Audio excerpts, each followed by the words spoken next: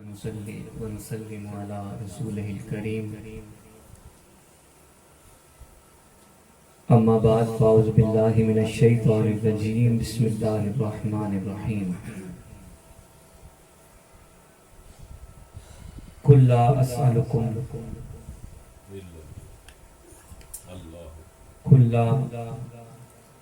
أسألكم عليه أجرا إلا المودة في القربى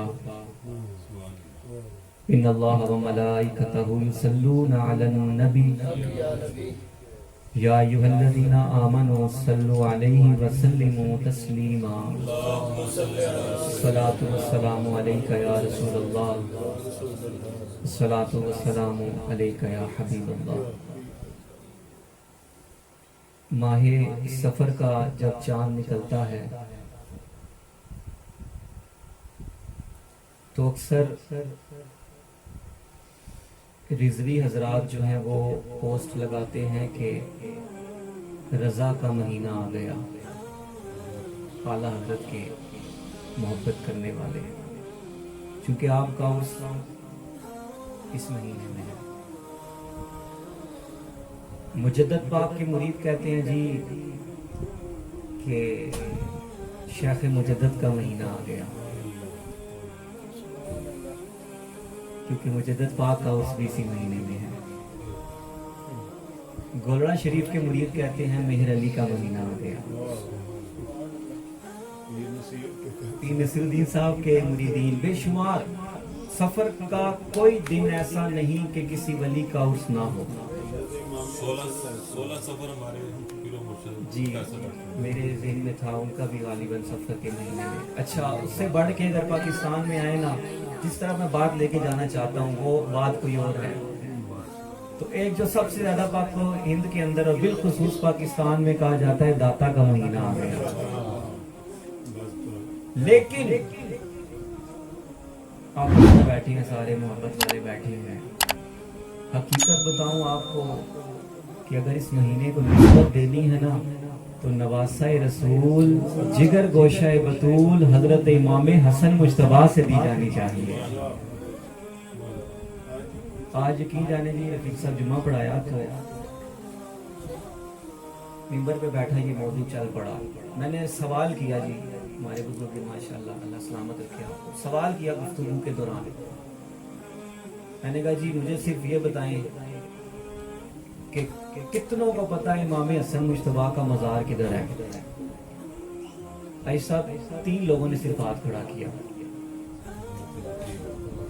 3 لوگوں نے ہاتھ کھڑا کیا. ہمارے لیے یہ المیہ ہے کہ ہمارے لوگوں کو اتنا بھی نہیں پتا. یہ مطلب کوئی خطابت نہیں ہے, یہ میں آپ کو ایک حقیقت بتا رہا ہوں.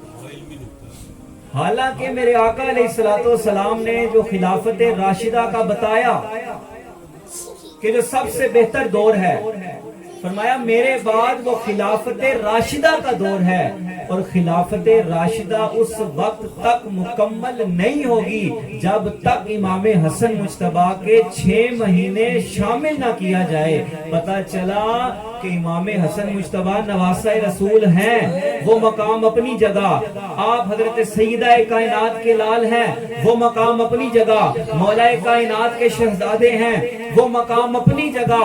جتنے بھی آیات آئیں, جتنی احادیث آئیں, وہ سارا مقام بھی ہے. لیکن جہاں خلفائے راشدین کی شان بیان ہوئی ہے نا تو وہاں پہ آپ بھی خلیفہ راشد ہیں. اللہ نے یہ مقام آپ کو عطا فرمایا. ہمارے لوگ کچھ کہتے ہیں 4 خلفائے نہیں, 5 خلفائے راشدین. خلافت راشدہ. اچھا بعض علماء نے یہ لکھا کہ حضرت امام حسن مجتبیٰ کی جو خلافت ہے نا وہ حضرت علی کی خلافت کاؤنٹ کریں گے, لیکن میری تحقیق کہتی ہے نہیں, مولا کائنات کا وہ اپنا ایک مقام معاملہ. لیکن حضرت امام حسن مجتبیٰ نے جو 6 مہینے میں کام کر کے دکھایا نا وہ پچھلے ساری خلافت کے دور کو آپ نے جمع کر کے مسلمانوں پر ایک بہت بڑا احسان کر دیا. حدیث پاک ہے نا, حضور نے فرمایا میرا یہ بیٹا حقیقی سردار ہے. کوئی قائد کے اندر نا صلاحیتیں بھی ہوتی ہیں. فرمایا یہ بیٹا سردار ہے, سید ہے. اور یہ مسلمانوں کے 2 گروہوں میں صلح کروائے گا. جتنا سخت دور، یہ نوجوان بیٹھے ہیں، یہ بات یاد کریں آپ، یہ ہمارا ساسا ہے. یقین جانے ہم بہت دور ہو گئے آل رسول سے، بہت دور ہو گئے. آل رسول کا ذکر کرو ٹھک فتوا، وہ ذکر وہی رک جاتا ہے. اچھا صحابہ کا ذکر کرو ٹھک فتوا، وہ بھی ذکر رک جاتا ہے. نہ آل رسول کا ذکر کھل کے کر پا رہے ہیں ہمارے لوگ، نہ اصحاب رسول کا ذکر کر کے وہ اپنے عقیدے کو مضبوط کر پا رہے ہیں، جس کی وجہ سے اہل سنت کمزور ہو رہی ہے. حضرت علی المرتضیٰ شیر خدا رضی اللہ تعالیٰ عنہ کا دور بڑا سخت گزرا، سب سے سخت دور آپ کا تھا. خارجین فتنہ اٹھ گیا. وہ تو حدیث پاک کے مفہوم کے مطابق مولا کائنات نے وہ جتنے ان کو واصل جہنم کرنا تھا وہ کر دیا، لیکن جو اس سے بڑا فتنہ اٹھا کہ جو مسلمانوں کے آپس میں اختلاف بڑھ گئے. ادھر بھی صحابہ، ادھر بھی صحابہ، ادھر بھی حضور کی صحبت پانے والے، ادھر بھی اچھا حضرت علی کی آپ کی جماعت میں بھی وہ لوگ کہ جن کے فضائل حضور نے بیان کیے، اور دوسری طرف بھی وہ کہ جو عشرہ مبشرہ میں بھی شامل ہیں. وہ سخت سے دیکھیں، یہ بات ویسے لوگ نہیں بیان کرتے لیکن مجھے کرنی پڑ رہی ہے. وجہ کیا ہے کہ یہ سارے معاملات کو اگر کسی نے سلجھایا ہے تو سیدہ بلال امام حسن مجتبیٰ نے سلجھایا ہے. دیکھیں امام حسن کی شان شاید اسی لیے لوگ نہیں بیان کرتے کہ وہ پچھلی بات، لیکن اس انگ سے سمجھیں، اس پہلو سے سمجھیں کہ وہ سخت ترین دور تھا، لیکن امام حسن مجتبیٰ نے خلافت سے آپ دست بردار ہوئے، اور اس کے بعد ایک طویل عرصے تک مسلمانوں کے اندر کوئی جنگ نہیں ہوئی. یہ 6 مہینے جو ہے نا آپ کے، دیکھیں یہ ایک سیاسی پہلو کو سمجھیں، یہ نقطہ سمجھیں کہ فتنے شروع ہو چکے تھے. حضرت عمر فاروق کو شہید کیا گیا. اس سے پہلے اگر آ جائیں، ختم نبوت کا مسئلہ اٹھا، زکوٰۃ کے منکرین کا مسئلہ اٹھا. اس کے بعد کیا ہوا؟ حضرت عمر فاروق کے دور میں آپ کو شہید کیا گیا. حضرت عثمان غنی کے دور میں فتنہ اٹھا، باغیوں نے آپ کو شہید کر دیا. حضرت علی المرتضیٰ شیر خدا رضی اللہ تعالیٰ عنہ کے دور اقدس میں فتنے اٹھے، مخالفتیں ہوئیں، آپ کو کام ہی نہ کرنے دیا گیا، اور جنگیں بھی ہوئی، سارے معاملات ہوئے. حضرت امام حسن مجتبیٰ کے دور میں بھی معاملات ہوئے.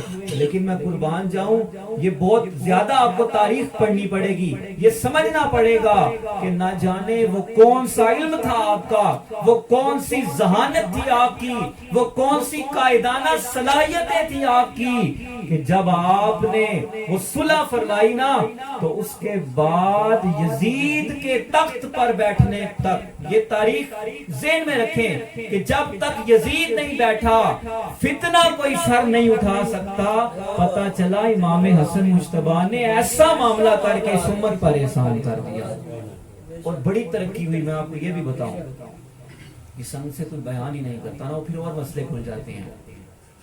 وجہ یہ ہے کہ امام حسن مجتبیٰ کی وہ شجاعت تھی، وہ سرداری تھی.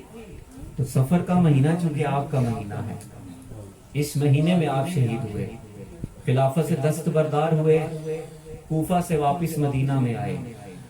میں نے چونکہ ابھی نعت کے 2 شعر پڑھنے ہیں، تو میں نے کہا چونکہ یہ اب ایام ہے تو جدھر بھی موقع ملا نا میں نے نواز رسول کا ہی ذکر کرنا ہے.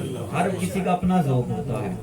ہم نے تو دیکھیں حضرت شہنشاہ بغداد شیخ عبد القادر جیلانی، آپ کے والد محترم، آپ اس طرف سے حسنی سید ہیں. کل ہم حاضر ہوئے داتا گنج بخش علی حجویری کے مزار پر، آپ بھی حسنی سید ہیں. اسی طرح عبداللہ شاہ غازی امام حسن مجتبیٰ کی اولاد میں، حضرت پیر مہر علی شاہ امام حسن مجتبیٰ کی اولاد میں، صابری سلسلے کے بانی حضرت علاء الدین احمد صابر کلیری امام حسن کی اولاد میں سے.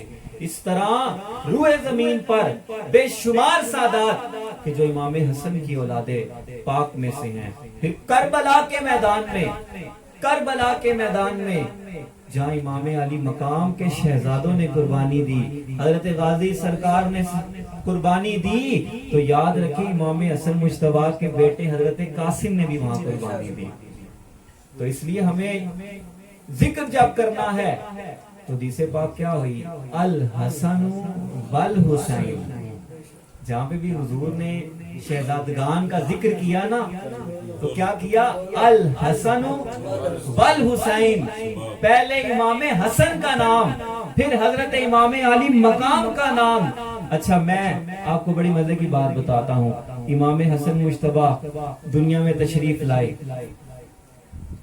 کتنی خوشی کا وقت ہوگا، کیا کیفیت ہوگی مدینہ پاک کے اندر. حضرت علی بھی خوش، سیدہ پاک کے گھر میں پہلا دیکھیں کتنا ایک وہ سوچے نا ذرا اپنا کیا کیسی کیفیت ہوگی. حضرت علی نے نام رکھا حمزہ.